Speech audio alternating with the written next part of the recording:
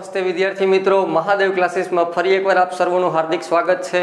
અત્યાર સુધી આપણે પાયાના 13 જેટલા ચેપ્ટરો શીખી ગયા છે અને આજથી આપણે ધોરણ 8નું ગણિત વિશેષ ભણવાનું શરૂ કરવાના છે।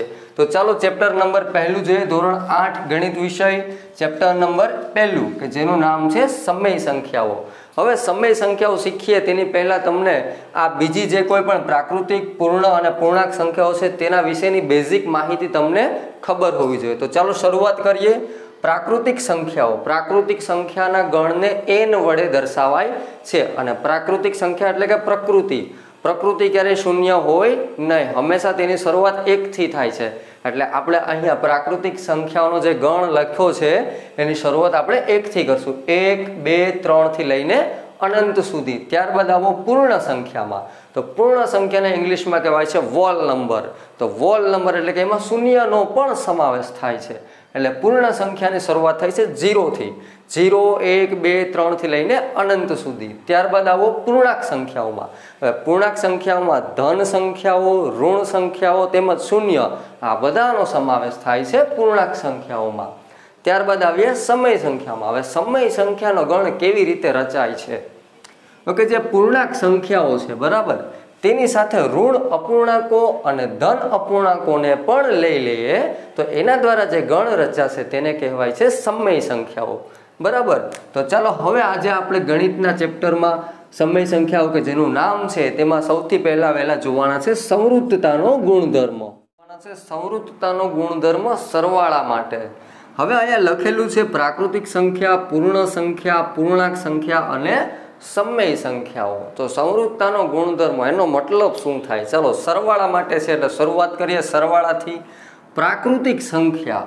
હવે પ્રાકૃતિક સંખ્યા એટલે કે જો બે પ્રાકૃતિક સંખ્યાનો તમે સરવાળો કરશો તો તમને જવાબ મળશે પ્રાકૃતિક સંખ્યા। જો એવું થતું હોય તો આપણે કહી શકીએ કે સરવાળા માટે પ્રાકૃતિક સંખ્યાઓ એ સંવૃત્ત છે। આ જ રીતે સરવાળા માટે પૂર્ણ સંખ્યા માટે કે જો બે પૂર્ણ સંખ્યાનો સરવાળો તમને પૂર્ણ સંખ્યા જ મળતી હોય તો કહી શકાય કે સરવાળા માટે પૂર્ણ સંખ્યા એ સંવૃત્ત છે। આ જ રીતના જો બે પૂર્ણાંક સંખ્યાનો સરવાળો તમને પૂર્ણાંક સંખ્યા જ મળતી હોય તો એમ કહી શકાય કે સરવાળા માટે પૂર્ણાંક સંખ્યાઓ એ સંવૃત્ત છે। અને આ જ રીતે જો બે સમય સંખ્યાના તમે સરવાળા કરશો અને જો તમને જવાબ સમય સંખ્યા જ મળશે તો તમે એમ કહી શકો કે સરવાળા માટે સમય સંખ્યા એ સંવૃત્ત છે। ચાલો કહેવાનો મતલબ એટલો જ હતો, પ્રાકૃતિક સંખ્યા છે તો કોઈ પણ બે પ્રાકૃતિક સંખ્યાનો સરવાળો કરીએ, ધારો કે 2 અને 3 નો સરવાળો કર્યો તો તમને જવાબ મળ્યો છે 5 બરાબર છે। તો અહીંયા તમે જોઈ શકો છો 2 અને 3 એ બંને પ્રાકૃતિક સંખ્યા છે અને એનો સરવાળો તમને જવાબ મળ્યો છે 5, એ પોતે પણ પ્રાકૃતિક સંખ્યા છે। એટલે કે સરવાળા માટે પ્રાકૃતિક સંખ્યા એ સંવૃત્ત છે બરાબર। ચલો આવીએ પૂર્ણ સંખ્યામાં। એટલે કે હવે કોઈ પણ બે પૂર્ણ સંખ્યા લઈ લ્યો। ઉદાહરણ તરીકે પૂર્ણ સંખ્યાની શરૂઆત 0 થી થાય છે તો 0 + 2 તો તમને આનો જવાબ મળશે 2। આ જ રીતના બીજો કોઈ ઉદાહરણ લઈ લો 5 + 3 તો આનો જવાબ તમને મળશે 8। તો તમે જોઈ શકો છો 0 અને 2 એ બંને પૂર્ણ સંખ્યા છે અને તમને જે જવાબ મળ્યો છે 2 એ પોતે પણ પૂર્ણ સંખ્યા છે। આ જ રીતે 5 અને 3 એ પણ પૂર્ણ સંખ્યા છે અને તમને જે જવાબ મળ્યો છે 8 એ પોતે પણ પૂર્ણ સંખ્યા છે। એટલે કે બે પૂર્ણ સંખ્યાનો સરવાળો તમને પૂર્ણ સંખ્યા જ મળે છે। આથી કહી શકાય કે સરવાળા માટે પૂર્ણ સંખ્યા એ સંવૃત્ત છે। ચલો એના પછી આવીએ પૂર્ણાંક સંખ્યા। એટલે કે બે પૂર્ણાંક સંખ્યાનો સરવાળો જો તમને પૂર્ણાંક સંખ્યા મળતો હોય તો આપણે એમ કહી શકાય કે સરવાળા માટે પૂર્ણાંક સંખ્યા એ સંવૃત્ત છે। તો ચાલો પૂર્ણાંક સંખ્યા ક્યાંથી શરૂ થાય છે? એમાં ઋણ સંખ્યા, શૂન્ય અને ધન સંખ્યા બધાનો સમાવેશ થાય છે। ઉદાહરણ તરીકે -5 + 3 તો આનો જવાબ શું આવશે? હવે આપણે આ ગણિતના પાયાના ચેપ્ટરમાં આપણે શીખી ગયા છે કે -5 અને +3 વિરુદ્ધ નિશાની છે તો થશે બાદબાકી અને નિશાની આવશે મોટી સંખ્યાની। તો 5 અને 3ની બંનેની નિશાનીઓ અલગ અલગ છે એટલે અહીંયા કરશું બાદબાકી।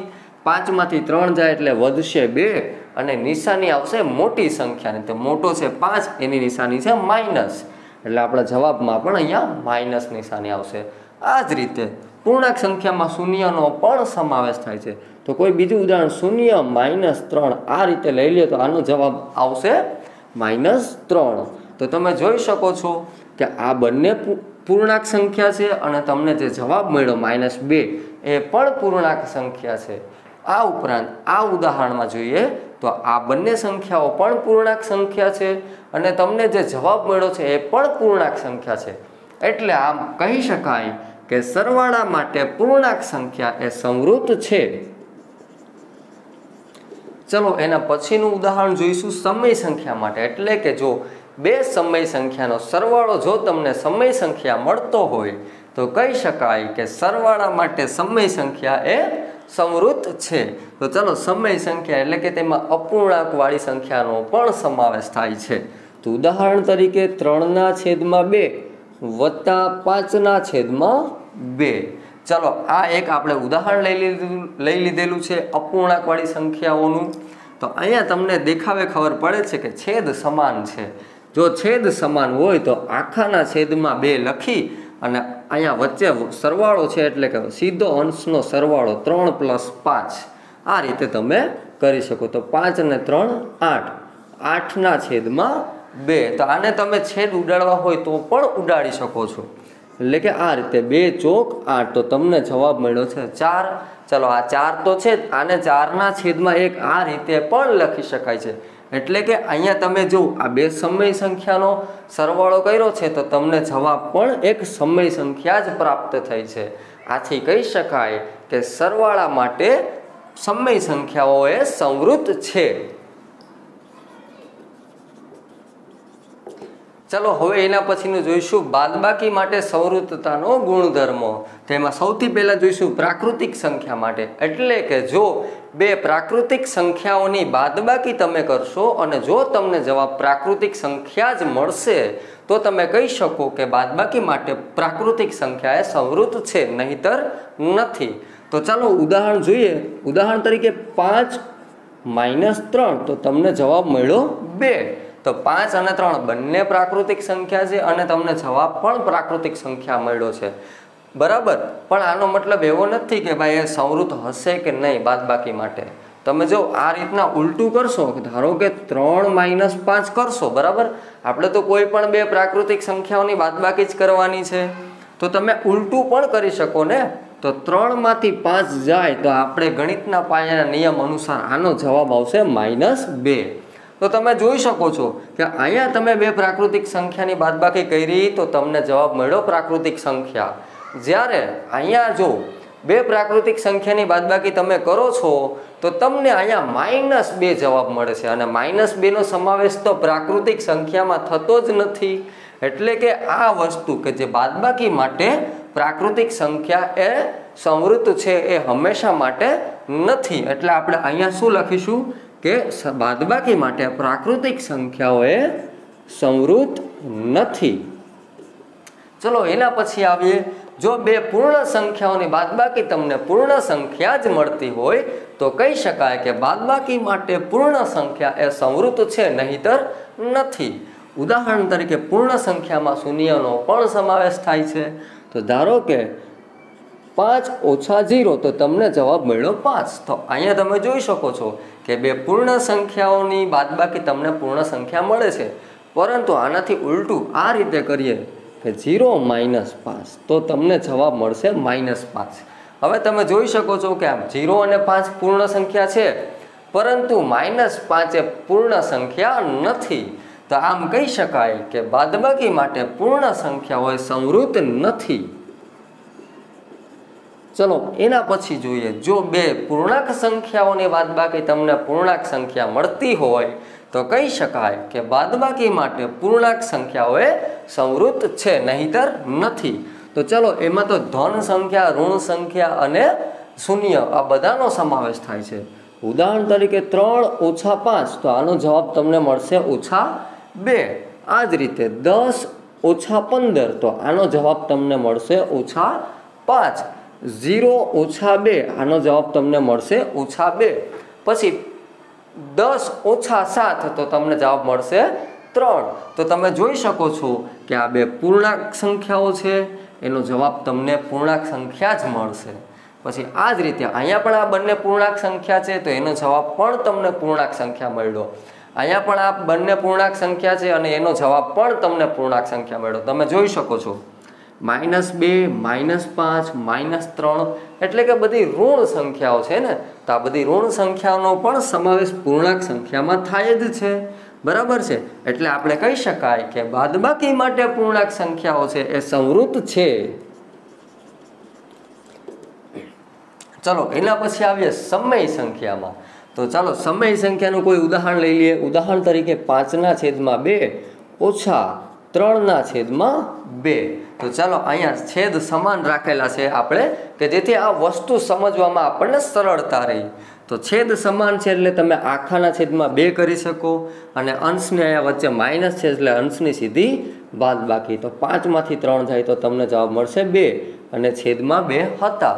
હજુ આગળ પર તમે આને આ રીતે 2 × 2 આમ ઉડાડી શકો। તો અહીંયા 1 આવ્યો તો આને 1/1 આમ પણ તમે લખી શકો છો। હવે તમે જોઈ શકો છો કે આ પણ સમય સંખ્યા, આ પણ સમય સંખ્યા, અને બંને સમય સંખ્યાની તમે બાદબાકી કરો છો તો તમને જવાબ પણ સમય સંખ્યા જ મળે છે। આમ કહી શકાય કે બાદબાકી માટે સમય સંખ્યાઓ એ સંવૃત છે। ચાલો હવે એના પછી જોઈશું સંવૃતતાનો ગુણધર્મ ગુણાકાર માટે। ચાલો એમાં સૌથી પહેલા જોઈશું પ્રાકૃતિક સંખ્યા। એટલે કે જો બે પ્રાકૃતિક સંખ્યાનો ગુણાકાર તમને પ્રાકૃતિક સંખ્યા જ મળતી હોય તો કહી શકાય કે ગુણાકાર માટે પ્રાકૃતિક સંખ્યા એ સંવૃત છે। તો ચાલો પ્રાકૃતિક સંખ્યામાં સમાવેશ થાય છે 1, 2, 3 થી અનંત। તો એમાંથી કોઈ પણ બે સંખ્યાનો ગુણાકાર આપણે કરીએ। ઉદાહરણ તરીકે 2 × 6 તો તમને જવાબ મળશે 2 × 6 = 12। આ રીતે તમે 3 × 4 કરશો તો પણ તમને જવાબ મળશે 3 × 4 = 12। આ રીતે 5 × 2 તો તમને જવાબ મળશે 10। તો આ તમને જે કોઈ પણ જવાબ મળે છે એ પણ કેવો મળે છે? તમને પ્રાકૃતિક સંખ્યા જ મળે છે। એટલે કે બે પ્રાકૃતિક સંખ્યાનો ગુણાકાર તમને હંમેશા પ્રાકૃતિક સંખ્યા જ મળશે। તો આમ કહી શકાય કે ગુણાકાર માટે પ્રાકૃતિક સંખ્યા એ સંવૃત છે। ચલો એના પછી આવીએ પૂર્ણ સંખ્યામાં।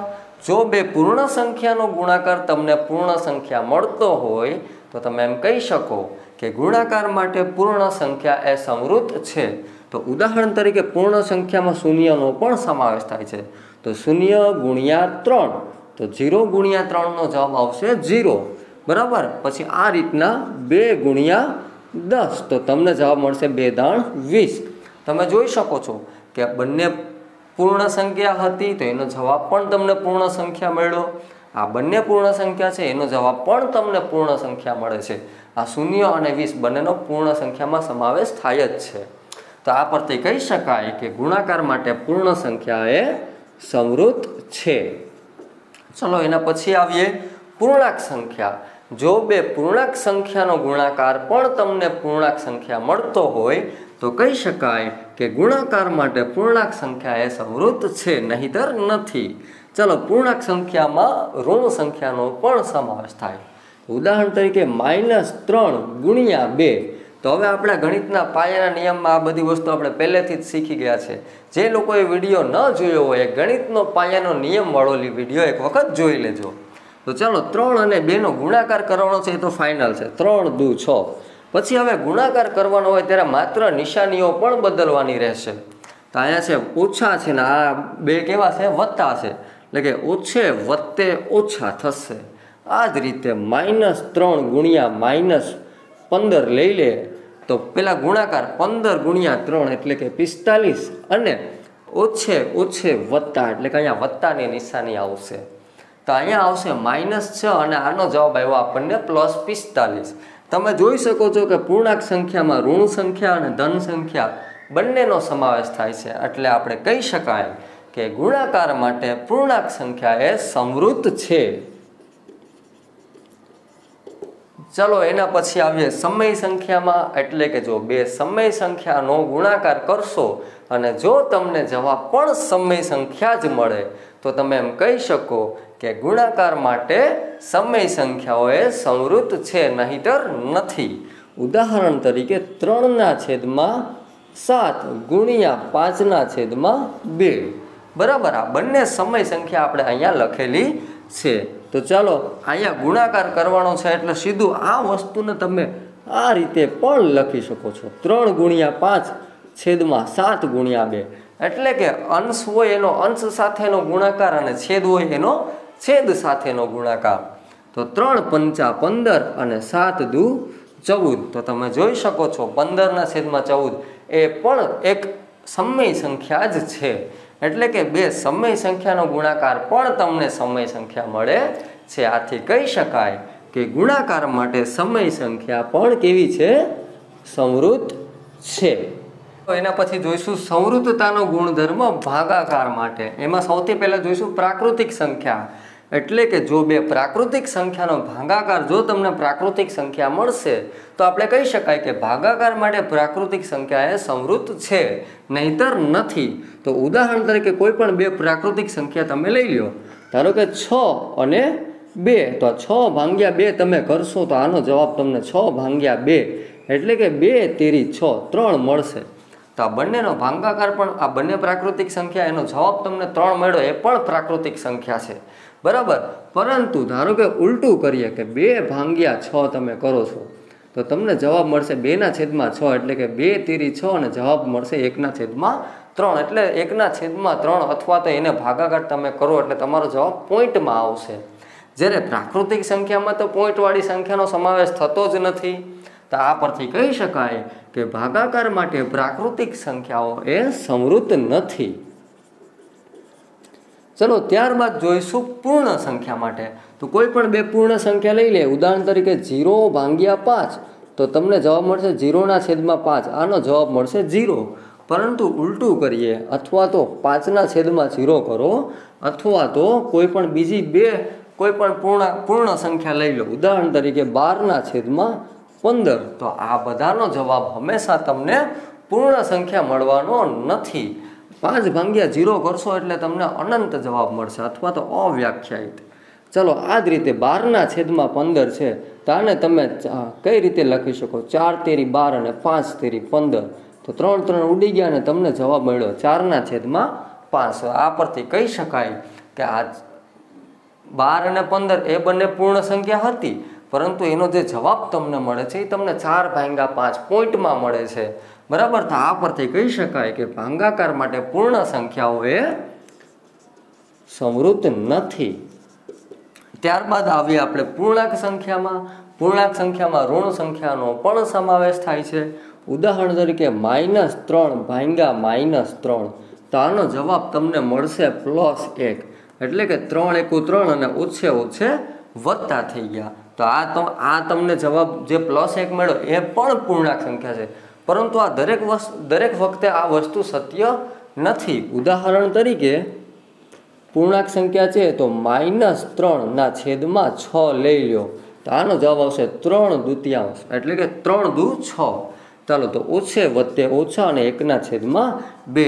હવે તમે જોઈ શકો છો કે પૂર્ણાંક સંખ્યામાં ઋણ સંખ્યાઓ, શૂન્ય અને ધન સંખ્યાઓ આવે છે, જ્યારે -1/2 આવતા નથી। એટલે કે આ તમારો જવાબ આવશે -0.5 કે જેનો સમાવેશ આપણે પૂર્ણાંક સંખ્યામાં થતો નથી। આ પરથી કહી શકાય કે ભાગાકાર માટે પૂર્ણાંક સંખ્યાઓ એ સંવૃત નથી।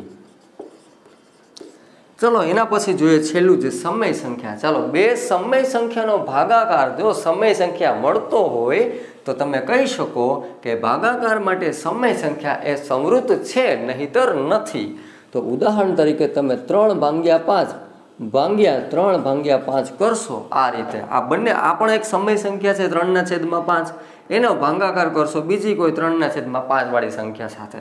તો આપણે આ બધું ગણિતના પાયાના ચેપ્ટરો વિશે શીખી ગયા છે કે જ્યારે પણ ભાગાકાર હોય તો એનો ગુણાકાર કરીએ એના પછીની જે કોઈ પણ સંખ્યા હશે એનો છેદ છે એ અંશમાં આવી જાય ને અંશ હોય એ છેદમાં આવી જાય। તો આને લખાશે 5/3। એટલે આ વસ્તુને તમે 3/5/5/3 આ રીતે પણ લખી શકો। હવે 5 ઉડી જશે, 3 ઉડી જશે એટલે કે 5 × 5 અને 3 × 3 1/1 એટલે તમને જવાબ મળશે 1। 1 ને 1/1 વડે પણ તમે લખી શકો છો। એટલે કે આ સમય સંખ્યા અને આ પણ સમય સંખ્યા, અને તમને જે જવાબ મળે છે એ પણ તમને સમય સંખ્યા મળ્યો, બરાબર. તો આના ઉપરથી આપણને એવું લાગે કે શું એ સંવૃત હશે, પરંતુ જો એક કિસ્સો આવો પણ છે. ઉદાહરણ તરીકે 5/3 ભાગ્યા જો તમે 0 કરશો તો આ વસ્તુ છે એ અવ્યાખ્યાયિત છે, બરાબર છે. એટલે કે આ વસ્તુનો તમને જવાબ મળવો એ શક્ય નથી. આ છે એ અવ્યાખ્યાયિત છે. તો આના પરથી કહી શકાય કે ભાગાકાર માટે સમય સંખ્યાઓ એ સંવૃત નથી.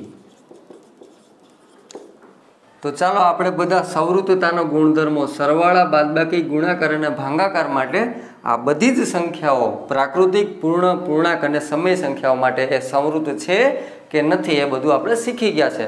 અને આ બધી જ વસ્તુને આપણે એક નાનકડા એવા કોષ્ટકમાં રજૂઆત કરી દઈએ. ચલો, સરવાળા માટે તો બે પ્રાકૃતિક સંખ્યાનો સરવાળો તમને હંમેશા પ્રાકૃતિક સંખ્યા મળે છે, એટલે અહીંયા જવાબ આવશે હા. પછી બે પૂર્ણ સંખ્યાનો સરવાળો પણ તમને પૂર્ણ સંખ્યા મળે છે, એટલે અહીંયા જવાબ આવશે હા. આ જ રીતે બે પૂર્ણાંક સંખ્યાનો સરવાળો પણ આપણને પૂર્ણાંક સંખ્યા મળે છે, એટલે અહીંયા આપણો જવાબ આવશે હા. આ જ રીતે બે સમય સંખ્યાનો સરવાળો પણ તમને હંમેશા સમય સંખ્યા મળશે, એટલે અહીંયા પણ આવશે જવાબ હા. ચલો આવીએ બાદબાકીમાં. તો બે પ્રાકૃતિક સંખ્યાઓની બાદબાકી હંમેશા તમને પ્રાકૃતિક સંખ્યા મળતી નથી, એટલે અહીંયા જવાબ આવશે આપણો ના. આ જ રીતે બે પૂર્ણ સંખ્યાઓની બાદબાકી પણ હંમેશા આપણને પૂર્ણ સંખ્યા મળતી નથી, એટલે અહીંયા આવશે ના. આ જ રીતે બે પૂર્ણાંક સંખ્યાની બાદબાકી કરશો તો તમને જવાબ પૂર્ણાંક સંખ્યા મળશે ખરા, એટલે અહીંયા તમારો જવાબ આવશે હા. એ જ રીતે બે સમય સંખ્યાઓની બાદબાકી કરશો તો પણ તમને જવાબ સમય સંખ્યા જ મળશે, એટલે અહીંયા તમારો જવાબ આવશે હા. આ જ રીતે ગુણાકાર માટે જોઈએ તો બે પ્રાકૃતિક સંખ્યાનો ગુણાકાર હંમેશા પ્રાકૃતિક સંખ્યા મળશે, એટલે અહીંયા તમારો જવાબ આવશે હા. આ રીતે બે પૂર્ણ સંખ્યાનો ગુણાકાર પણ હંમેશા તમને પૂર્ણ સંખ્યા જ મળશે, તો આનો જવાબ આવશે હા. આ જ રીતે બે પૂર્ણાંક સંખ્યાનો ગુણાકાર કરશો તો પણ તમને જવાબમાં પૂર્ણાંક સંખ્યા જ મળશે, એટલે અહીંયા તમારો જવાબ આવશે હા. આ જ રીતે બે સમય સંખ્યાનો જો તમે ગુણાકાર કરશો તો પણ તમને સમય સંખ્યા જ પ્રાપ્ત થશે, એટલે અહીંયા તમારો જવાબ આવશે હા. ચાલો હવે આવીએ ભાગાકારમાં. તો બે પ્રાકૃતિક સંખ્યાનો ભાગાકાર એ હંમેશા તમને પ્રાકૃતિક સંખ્યા મળતી નથી, એટલે અહીંયા તમારો જવાબ આવશે ના.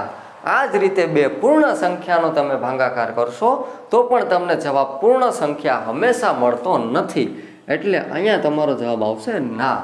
આ જ રીતે બે પૂર્ણાંક સંખ્યાનો ભાગાકાર કરશો તો પણ તમને જવાબ હંમેશા પૂર્ણાંક સંખ્યા મળશે નહીં, એટલે અહીંયા પણ તમારી આવશે ના.